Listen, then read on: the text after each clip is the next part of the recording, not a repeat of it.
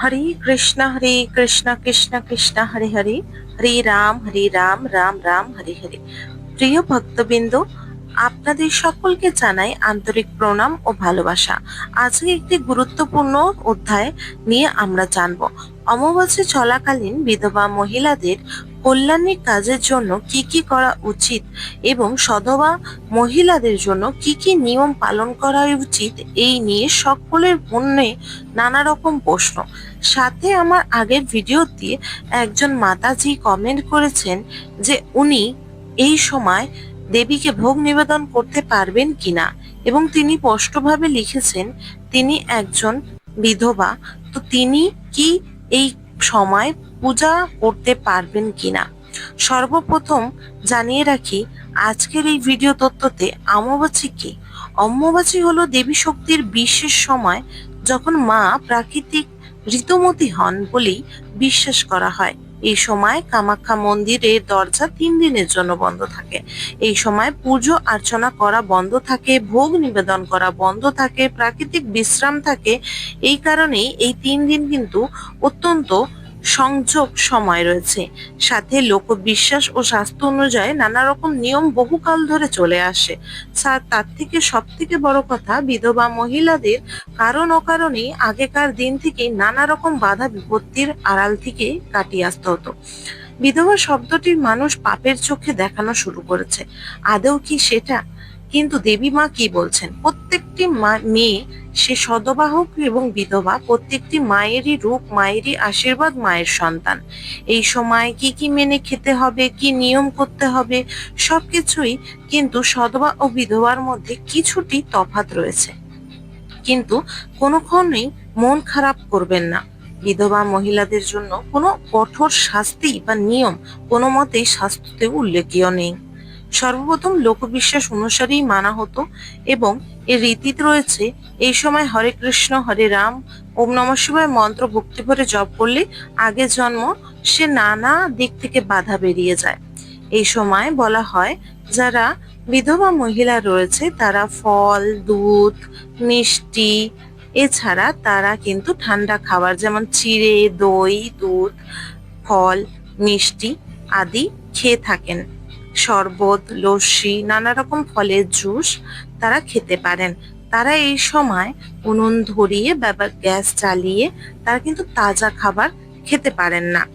এই সময় যদি অনেকেই থাকেন তারা নিজের জীবন সাথীকে হারিয়ে ফেলেছেন, কিন্তু এই কঠোর নিয়মের কারণে চাকরি জীবন বা এখনকার উন্নতি জীবনে কিছু তাদের কষ্ট প্রভাব হচ্ছে, তাহলে মায়ের কাছে ক্ষমা প্রাপ্তি চেয়ে আপনারা নিরামিষ আহার খেতে পারেন। এতে কোনো মতেই আপনাদের কোনো প্রকার ক্ষতি হবে না। কিছুটা শাস্তি এবং কিছুটা লোকবিশ্বাস অনুসার বিধবা মহিলাদের কিছু নিয়ম আছে, সেগুলি বলে দেব। কিন্তু সবকটাই কিন্তু শাস্ত্র অনুসার নয়, লোককথা অনুসারও রয়েছে। সর্বপ্রথম যেমন নাম জপ করা, যেমন হরে কৃষ্ণ বা ওম নমঃ শিবায় ভক্তি ভরে। মানসিক পুজো করুন, এই সময় মূর্তিকে স্পর্শ করবেন না। এই সময় দূর থেকে প্রণাম করে আপনারা যারা ভোগ নিবেদন করতে চান তারা কিন্তু দূর থেকে ভোগ নিবেদন করে প্রদীপ ও ধূপ জ্বালাতে পারেন। কিন্তু দেবীকে স্পর্শ করা, ফুল নিবেদন করা, দেবীর মুখ খুলে রাখা যাবে না।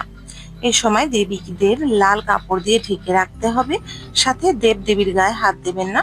দূর থেকে আপনারা ভোগ নিবেদন করতে পারেন, প্রদীপ ও ধূপও জ্বালাতে পারেন, কিন্তু আপনারা ঘন্টা, শাঁখ, কাসর বাজানো যাবে না, উলু দেওয়া যাবে না। সাত্বিক ভোজন এই সময় করতে পারেন, এবং এই সময় বেশিরভাগ নিরামিষ খাবার এবং ফল ও ঠান্ডা খাবার রীতি ও নিয়ম রয়েছে। যারা বিধবা মহিলারা বহু পুরোনো কাল থেকে মেনে আসছেন তাদের ফ্যামিলিরা, তারা কিন্তু এই নিয়ম পালন করতে পারেন। কিন্তু যাদের ফ্যামিলিতে এই নিয়ম মানা হয় না তারা কিন্তু নিরামিষ আহার করতে পারেন। দান পুণ্য করুন, গরুকে খাওয়ান।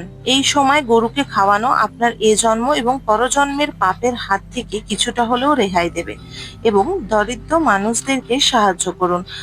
আপনার সাধ্য অনুসার গরিব মহিলাদের বা সকলকে আপনারা কিন্তু বিশেষভাবে দান করতে পারেন, সাহায্য করতে পারেন, মন্ত্র জপ করতে পারেন। এই সময় ঝগড়া, রাগ, কুচিন্তা, কথাবার্তা বলবেন না। ভগবানের নাম জপ করুন, ওনাদের প্রণাম জানান, যাতে এ জন্ম ও পরের জন্মে পাপের হাত থেকে আপনার জীবন রেহাই দেয়। কি কি করা যাবে না, ভোগ নিবেদন করা যাবে না বলেই শাস্ত্রতে জানানো যায়, লোকবিশ্বাসও জানানো যায়। কিন্তু যদি আপনার মন করে, তাহলে আপনার মনে ঈশ্বরই তার সংকল্প দিয়েছে বলেই আপনি হয়তো মন করছে ঈশ্বরকে ভোগ নিবেদন করা। এর জন্য কোনোটাই খারাপ নয়, আপনারা দূর থেকে ভোগ নিবেদন করতেই পারেন। কেমন? যেমন যাদের ঘরে গোপাল রয়েছে, কৃষ্ণ রয়েছে, শিব রয়েছে, গণেশ রয়েছে, তাদেরকে ভোগ নিবেদন করবেন। সাথেও দেব দেবীর জন্য, আপনারা দেবীদের জন্য ভোগ একটি থালায় ও জল নিবেদন করবেন। হে দেবী মাতা, আপনার যদি ভোগ নিবেদন হিসেবে গ্রহণ করতে চান, তাহলে আপনারা গ্রহণ করবেন। আর যদি মনে হয় আমি ভোগটি নিবেদন করছি এটা সঠিক নয়, তাহলে এই ভোগটি আপনারা গ্রহণ করবেন না। আর যদি মনে হয় এই ভোগটি আপনারা গ্রহণ করবেন, আমি সঠিক করছি, আমি না শাস্ত্র জানি না লোকবিশ্বাস অনুসারে কোনো নিয়ম জানি, তাই আমি আপনাকে নিবেদন করছি, যেটি আমি নিজের জীবনে করে থাকি। আমি একদম, বিশেষ করে আমি এক বিবাহিত মহিলা, আমি কিন্তু আমার ঠাকুর ঘরে নিজের যেটি করি সেটি জানাচ্ছি, তার সাথে আমি শাস্ত্র ও লোকবিশ্বাসও জানাবো। আমি নিজে আমার সব দেবদেবীদের কে সর্বপ্রথম দেবতাদের একটি আলাদা সিংহাসনে বিরাজমান করাই, তারপর দেবীদের আলাদা সিংহাসনে বিরাজমান করাই। দেবীদের লাল কাপড়ে ঢেকে রাখি, তাদেরকে স্পর্শ করি না, সাথে দেবতাদেরও আমি স্পর্শ করি না।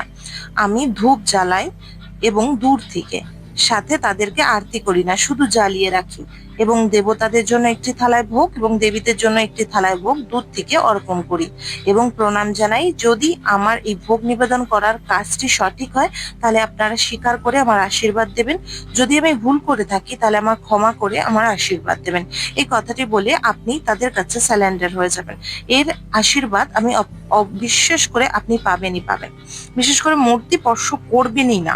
এবং এই সময় শুভ কাজকলাপ করা যাবে না, যেমন বিবাহ, গৃহপ্রবেশ, সাথে বিবাহযুক্ত শুভ কাজকরব, গাছ পোতা, গাছ ভাঙা, মাটি খোঁড়া, কাপড় কাচা, এবং বিশেষ করে নানা দিক থেকে কোনো পশু পাখিকে চোট পৌঁছানো। এবার জানবো সধবা মহিলাদের কি করণীয়।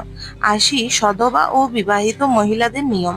বিশেষ করে স্বামীর মঙ্গল কামনা নাম জপ করুন। সিঁদুর, শাঁখা পলা পরা থাকতে পারেন, কিন্তু সরলভাবেই। মনে রাখবেন, এই সময় মা কামাখ্যার ধ্যান করুন, কিন্তু মাকে বিশেষভাবে মন্ত্র জপ অনেকক্ষণ ধরে করে বা নানা রকম মনস্কামনা বলে মাকে এই সময় আপনারা ডিস্টার্ব করবেন না। মাকে এই সময় কোনো পক্ষেই রাগানো উচিত নয়। বলা হয় এই সময় ঘরবাড়ি পরিষ্কার রাখা, উপবাস করা, অল্প আহার করা, শরীরকে ঠান্ডা রাখা। এছাড়া এই সময় মাছ, মাংস, ডিম এবং পেঁয়াজ রসুন বেশিরভাগ না খাওয়াটাই শ্রেয়। যদি আপনারা সম্ভব না হয় সংসারের কারণে, তাহলে এই সময় আপনারা বিশেষভাবে রান্না করলেও আপনারা চেষ্টা করুন যতটা পারবেন এই কদিন এড়িয়ে চলা। ভোগ নিবেদনে এই সময় পশু হত্যা না করাই শ্রেয়। এই সময় ভগবানকে ভোগ নিবেদন করা যায় না, নিয়ম আছে, কিন্তু আমি যেভাবে বললাম ওইভাবে আপনারা চাইলে, মন যদি আপনার করে থাকে, তাহলে নিবেদন করতে পারেন। আরেকটি বড় কথা, এই সময় কোনো রকম ব্রত কথা পাঠ করতে যাবেন না, পূজা করতে যাবেন না, জমি খোঁড়া, গাছ লাগানো যাবে না, তামসিক ভোজনও খাওয়া যাবে না বলেই জানা যায় শাস্ত্র মতে। এবং আপনি এই সময় তুলসী দেবীর গোড়ায় জল ঢালা বা তুলসীকে বিশেষভাবে ডালগুলো ভেঙে দেওয়া, মঞ্জুরি আসলে ভেঙে দেওয়া, পাতা ছিঁড়ে নেওয়া, ফুল তোলা, ফল তোলা গাছ থেকে করবেন না। প্রাকৃতিকের এই সময় বিশ্রাম। এই সময় তুলসী তলায় মাটি দিয়ে উঁচু করে দেওয়া উচিত। এই সময় বৃষ্টি হয়, বৃষ্টির জলেই মাতা তুলসী নিজে জল পিপাসা মিটিয়ে নেবে। কিন্তু একটা কথা বলে রাখি, নিয়ম আছে, যারা টবে তুলসী গাছ লাগায়, আশেপাশে পুকুর থাকলে সেই পুকুরের সামনে তুলসী গাছটিকে পুকুরের জলে একটুখানি ডুবিয়ে রেখে দিয়ে আসে এবং অমাবাস্যা ছেড়ে গেলে সেই তুলসী দেবীকে ফেরত নিয়ে আসে। কিন্তু আমার মতে বলে, আপনারা চাইলে এই সময় তুলসী দেবীর, বিশেষ করে মাকে, তুলসী মাতাকে ভালোভাবে মাটি দিয়ে গোড়াটা উঁচু করে দিন। যে গোড়াটা মাটি দিয়ে উঁচু করতে যাবেন, সেটা যদি অমাবাস্যার পর করছেন, তাহলে যে মাটিটা দেবেন সেই মাটিতে আগে জল দিন, জলটি দিয়ে মাটিটা একটু কাদা করুন, তারপর মাতা তুলসীর গোড়ায় দিয়ে দিন, সেই জলটি মাতা তুলসী শোষণ করে নেবেন। যদি আপনার ঘরে তুলসী মঞ্চ রয়েছে এবং তুলসী মাকে তোলা যাচ্ছে না এবং গাছ পুরো শুকিয়ে কাঠ হয়ে মরে যাচ্ছে রোদের জন্য, তাহলে সেটি কিন্তু বাস্তুর জন্য খারাপ। তাই মাতা তুলসীর কাছে ক্ষমা প্রাপ্ত চেয়ে মার তুলসীর গায়ের উপর জল না ঢেলে মা তুলসীর আশেপাশে যে মাটি আছে আস্তে আস্তে ঘর দিয়ে মা তুলসীর ওই মাটিতে জল দিয়ে দেবেন এবং ক্ষমা চেয়ে নেবেন। এতে আপনার কোনো ভুল ভগবান কিন্তু স্বীকার করবেন না, উল্টে আপনি আশীর্বাদ প্রাপ্ত হবেন। এই সময় সুহাগান মহিলা যারা তারা সিঁদুর পরবেন না। হাত থেকে শাঁখাপলা খুলে রাখা, অন্য চুড়ি পরা এগুলি করবেন না। এই সময় বিশেষ করে স্বামীর কল্যাণের জন্য যেসব স্ত্রীদের স্বামী বেশিরভাগ দুর্বল থাকে, অসুস্থ থাকেন, কাজকর্ম ভালো হয় না, তারা যে বিধবা মহিলারা বিশেষ করে অম্বুবাচী তিথিটি ভালোভাবে মানছেন, উপবাস করছেন, ঠান্ডা খাবার খাচ্ছেন এবং নিরামিষ আহার করছেন, ফল মিষ্টি আহার করে কাটাচ্ছেন, তাদেরকে আপনারা ফল মিষ্টি কিনে দিয়ে দান করতে পারেন।